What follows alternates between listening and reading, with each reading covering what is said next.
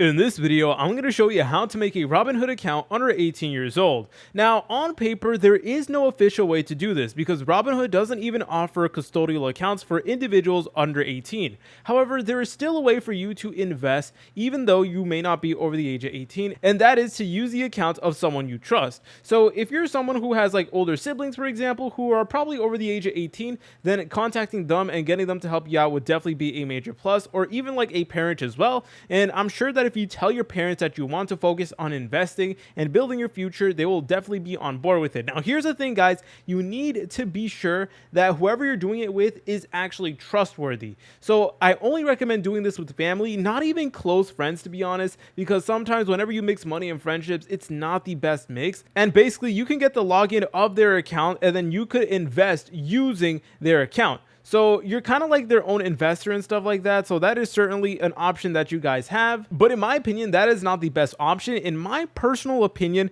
the best thing to do is to use another alternative because, guys, there's many other great and honestly a lot better investing applications than Robinhood.